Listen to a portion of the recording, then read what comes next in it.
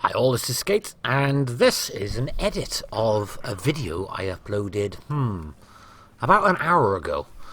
So I was making said video, and, well, I made a bit of a blunder in terms of, I said a lot of German tier 7s, German tier 5s have 120 alpha, which is flat out wrong. They have 160 alpha. I should know this. I've been playing loads of my Hydro recently. Yet, I still said it. So one of the things I actually commented on in this video previously was how this has slightly better damage per minute than all 7 medium German comparatives, which is wrong. There are literally, if I've counted correctly, 7 German tanks, which are mediums at tier 5. But the comment I made was that this has slightly better damage per minute because of the alpha, and that's completely wrong.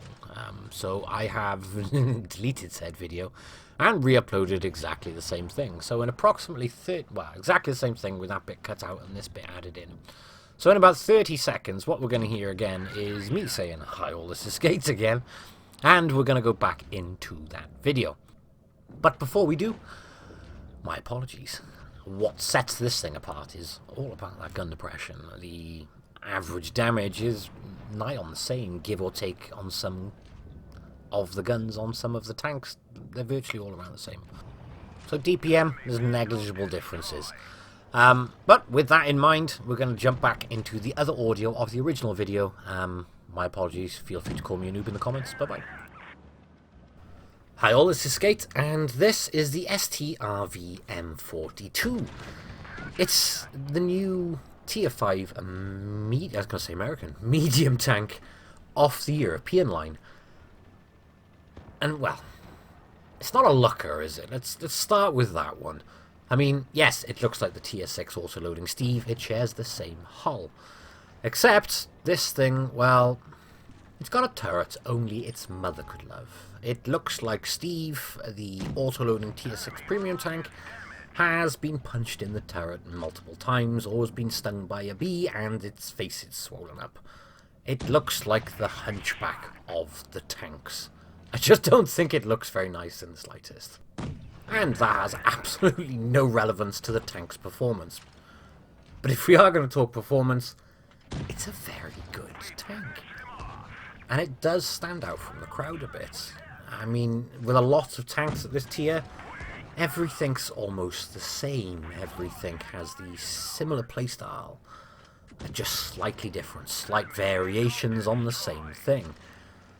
This little number, though, I really enjoyed playing it a lot. I mean, as we know, the mastery bar is crazy high on the new line right now, so I haven't got my mastery, although the next replay, in my opinion, and this one, for a tier 5, in a normal day, would have quite easily been a mastery.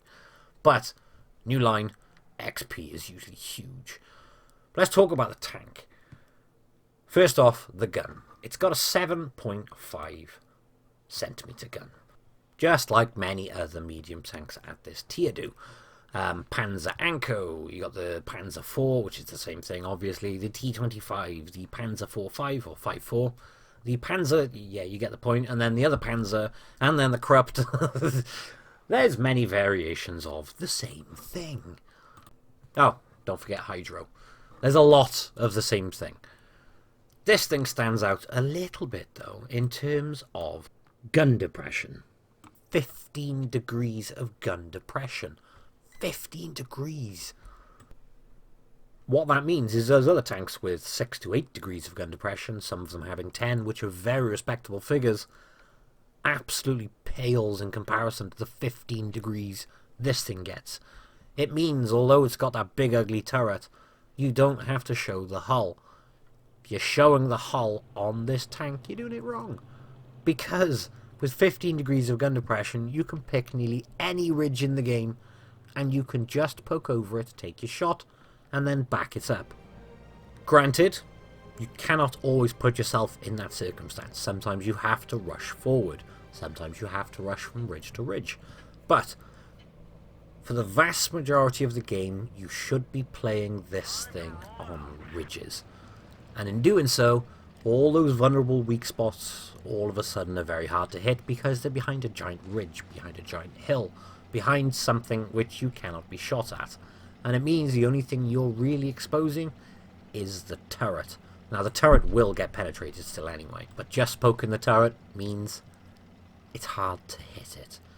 And I think, if anyone, I mean, there's loads of people way ahead of this tank already, and I'm already up on the higher tiers as well, and there are videos already inbound as well. But I want to start from tier 5, work my way up the line with you.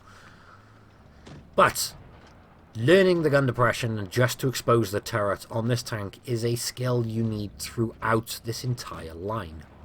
Granted, the higher tier tanks don't have anywhere near 15 degrees of gun depression, especially tier 6 and tier 7 which follow, but that's the skill for the line, I think, is knowing to just use the gun depression to your advantage. Because where you lack the gun depression going up the tier, you start to get armor, and then when you use the gun depression, it becomes quite bouncy. I mean, I never expected this from these tanks, and I'm pleasantly surprised with a lot of tanks on this line. I genuinely cannot wait to do the tier 6 and tier 7 video.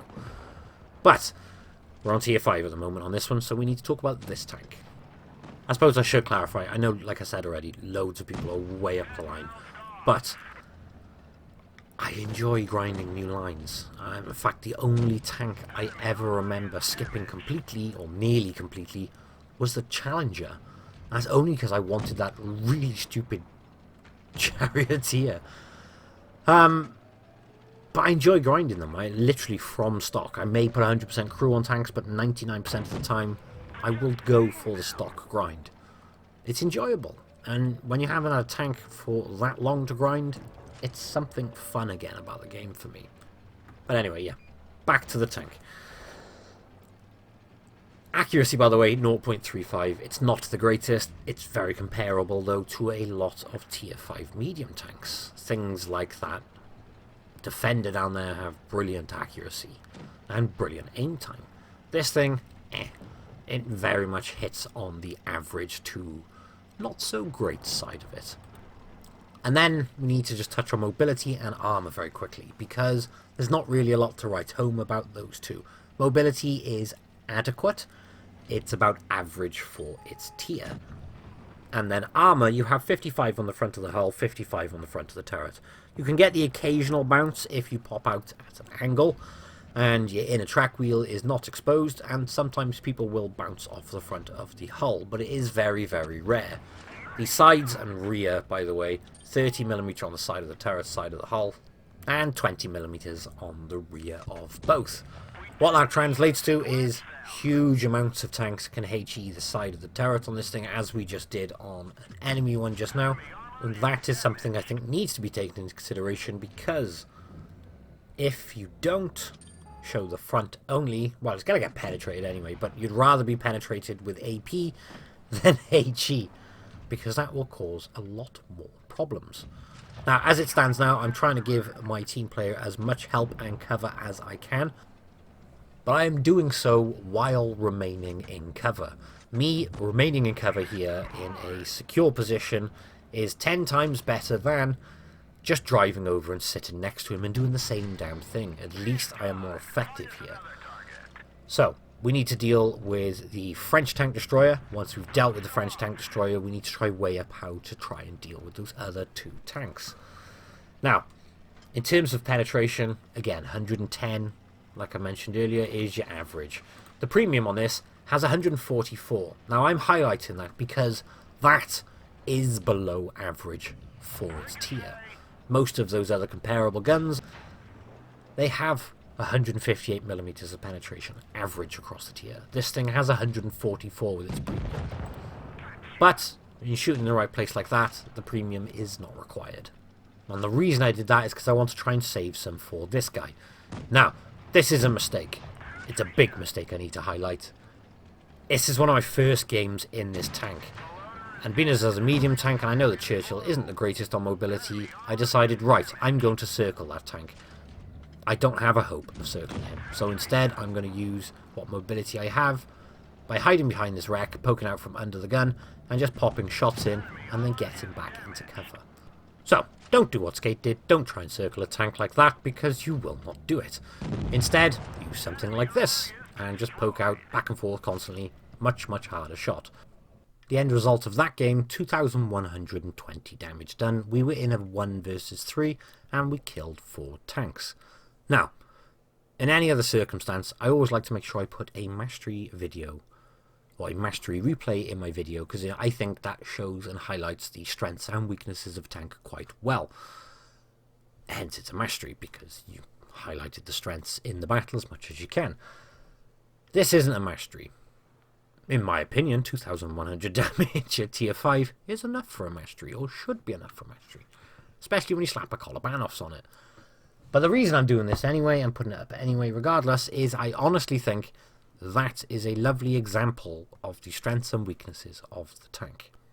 Because at one point I screw up quite horribly and tried to circle the tank. I learned the hard way not to, so that gives a nice negative point on the tank. Its mobility is good, but not great.